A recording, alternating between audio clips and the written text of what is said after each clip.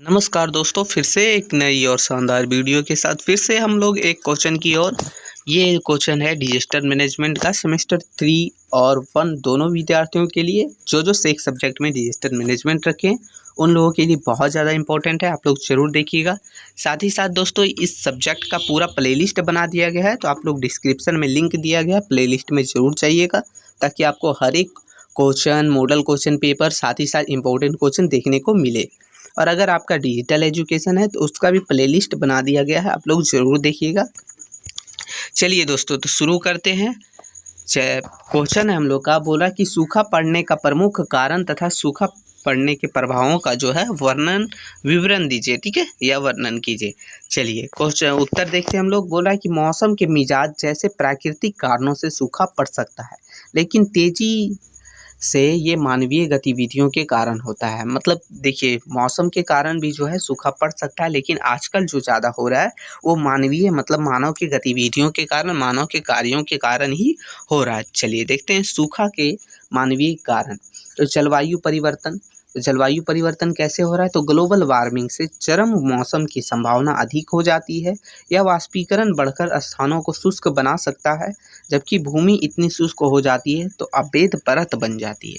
जब भूमि ज़्यादा शुष्क हो जाती है तो क्या हो जाती है? एक परत बन जाती है, अभेद परत। ठीक है, चलिए आगे देखते हैं। इसलिए जब बारिश होती है तो पानी सतह से बह जाता है, जिसका अर्थ है कि कभी कभी अचानक बाढ़ आ जाती है।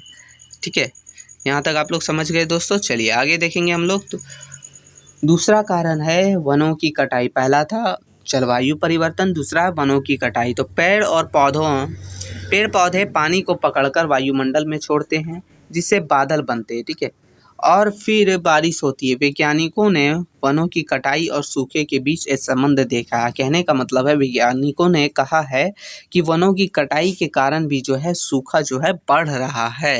ये हो गया। आगे है कृषि।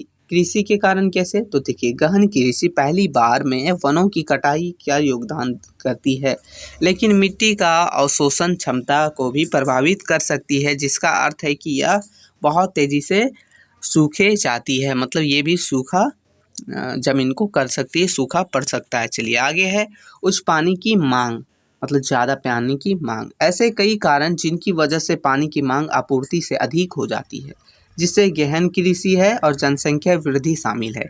इन दोनों में जो है पानी की मांग बढ़ जाती है। इसके अलावा नदियों में यानी बांधों की सिंचाई के लिए उच्च मांग निचले इलाके में सूखे का कारण बन सकता है। ये हो गया हम लोग का। आगे है कि सूखा पड़ने का प्राकृतिक कारण। प्राकृतिक कारण क्या है? वो था मानवीय कारण, यह प्राकृतिक कारण। तो समुद्र के तापमान में परिवर्तन। तो अल नीनो और ला नीना जलवायु पैटर्न है। ये दो पैटर्न है जलवायु के। दुनिया के कुछ हिस्सों में सूखे के कारण बन सकते हैं। अल नीनो की विशेषता प्रशांत महासागर में औसत से अधिक गर्म तापमान है, जिससे दक्षिण पश्चिमी संयुक्त राष्ट्र अमेरिका और दक्षिणी अफ्रीका में सूखा पड़ सकता है। किसके कारण? अल नीनो के कारण। लेकिन यही एक तो है ला नीना की विशेषता जो है वो प्रशांत महासागर में समुद्र की तापमान औसत से कम होना है। मतलब औसत से जब कम हो जाता है तो उसे हम लोग ला नीना बोलते हैं। ठीक है, जिससे ऑस्ट्रेलिया और इंडोनेशिया में सूखा पड़ सकता है। ये था, आप लोग समझ गए। नहीं समझ आए तो आप इसे अपने मन से भी लिख सकते हैं कि जलवायु परिवर्तन के कारण जो है वो समुद्र का तापमान बढ़ जाता है, जिससे सूखा पड़ सकता है। ठीक है, ऐसा कुछ, या घट जाता है, ऐसा लिख सकते हैं। आगे है जेट स्ट्रीम। तो जेट स्ट्रीम जो है बहुत मतलब तेज हवाओं का एक बैंड है, जो वायुमंडल के ऊपर की ओर बहती है। जेट स्ट्रीम में परिवर्तन दुनिया के अन्य हिस्सों से शुष्क हवा लाकर कुछ क्षेत्रों में सूखे का कारण बन सकता है। मतलब जेट स्ट्रीम जो है वो वायुमंडल के ऊपर बहती है। ये जो है दुनिया के अलग अलग हिस्सों से जो है शुष्क हवा लाकर दूसरे हिस्सों में छोड़ती है, जहाँ सूखे का कारण बन सकता है। अब है सूखे पड़ने का प्रभाव। मतलब सूखा पड़ने के कारण क्या क्या प्रभाव पड़ता है? तो अकाल का खतरा। तो फसलें खराब होने पर सूखा खाद्य असुरक्षा का कारण बनता है। जब आबादी का एक बड़ा हिस्सा भोजन तक नहीं पहुंच पाता है तो इसे अकाल के रूप में जाना जाता है। और इसके परिणाम स्वरूप यानी इसके बाद जो है प्रभावित क्षेत्रों में बड़े पैमाने पर कुपोषण, बीमारी और मृत्यु होती है। कैसे होती है? अकाल के कारण। ये हो गया। आगे है कुपोषण। चलिए देखते हैं दोस्तों कुपोषण क्या है। तो भोजन की कमी के कारण, पौष्टिक भोजन की कमी तीव्र कुपोषण का कारण बनती है।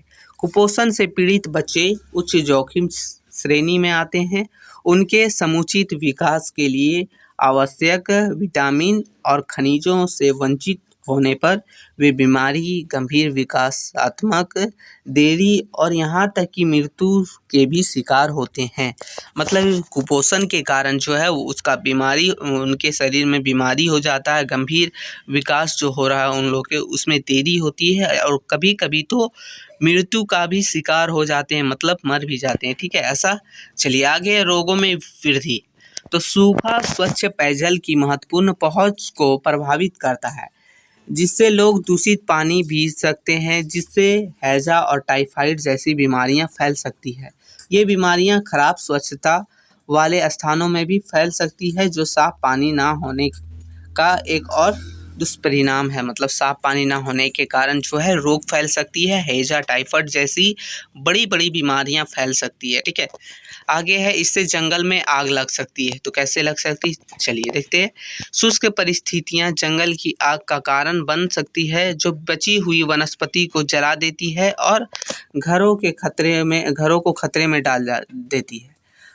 आग हवा की गुणवत्ता को प्रभावित कर सकती है और फेफड़े की पुरानी स्थितियों को बढ़ा सकती है। मतलब कहने का मतलब शुष्क हवा के कारण जो है जंगल में आग लग सकती है, क्योंकि बची हुई वो वनस्पतियाँ जो है वो जल सकती है, घरों के खतरे में डाल देती है, घर भी जल सकते हैं। ठीक है, चलिए आगे है अचानक बाढ़। अचानक बाढ़ भी आ सकता है। कैसे आ सकता है? तो चलिए देखते हैं। सूखे के बाद बारिश होना, ऐसा लगता है कि यह अच्छी बात होनी चाहिए, लेकिन लंबे समय तक सूखे के बाद अचानक भारी बारिश खतरनाक बाढ़ का कारण बन सकती है, जैसा कि पाकिस्तान में देखा गया। मतलब कहने का बहुत समय से सूखा पड़ा है, लेकिन अचानक से बहुत ज़्यादा बारिश हुआ तो वह बाढ़ के रूप लेके एक बहुत बड़ा मतलब नुकसान पहुंचा सकती है, खतरनाक बाढ़ बन सकती है, जैसा कि पाकिस्तान में देखने को मिला था एक बार। ठीक है, तो यही है वीडियो जिसमें हम लोगों ने देखा सूखा पड़ने का क्या कारण है, सूखा पड़ने के बाद क्या प्रभाव पड़ते हैं, इन सभी चीज़ों को देखा।